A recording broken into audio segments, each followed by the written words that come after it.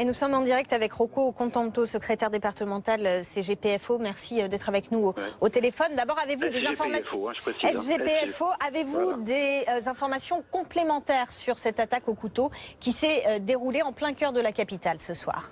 Écoutez, je pense que beaucoup de choses ont été dites. Moi, je parlerai plutôt de mes collègues. Donc, c'est un équipage police-secours, la PS23 qui est intervenue. Donc, les collègues du service général, primo intervenants, qui ont eu un courage et un sang-froid incroyable, puisque dès que le terroriste les a vus, il a foncé sur eux en disant vous me tuez ou je vais vous tuer. Donc, un collègue a tiré 2 fois et l'a neutralisé avec une balle au-dessus du cœur.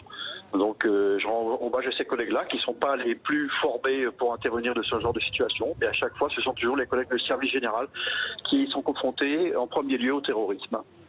Le ministre de l'Intérieur, Gérard Collomb, a d'ailleurs salué le sang-froid, la réactivité des forces de l'ordre qui, désormais, sont amenées à pouvoir intervenir à tout moment lors de ce type d'attaque. À tout moment et en tout lieu, pas qu'à Paris, y compris dans n'importe quelle petite ville de province, comme on a déjà vu, hélas.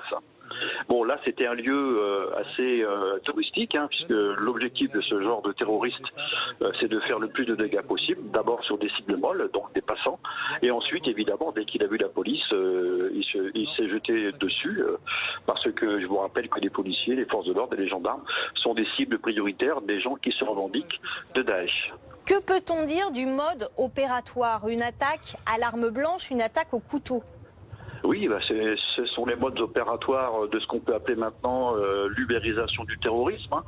Je vous rappelle que maintenant, les gens qui se revendiquent de Daesh n'ont plus les reins, entre guillemets, assez solides pour commettre de gros attentats qui doivent se préparer à l'avance. En général, ce genre d'attentats sont démantelés par nos services de renseignement. Donc maintenant, on est dans du terrorisme avec des individus isolés, mais qui peuvent bénéficier de complicité et qui, avec un couteau, avec une machette ou un véhicule, essaient de faire le plus de dégâts possible.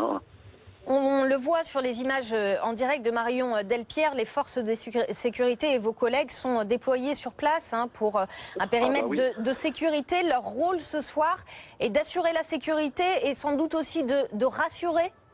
De rassurer et de prévenir aussi peut-être un autre attentat, aller savoir s'il n'y en a pas un deuxième qui allait se commettre. Peut-être cet homme-là bénéficiait d'une complicité. Il y a peut-être un complice qui est dans la nature. Donc on ne sait pas à ce stade. Merci beaucoup. Merci pour votre réaction en direct sur BFM TV.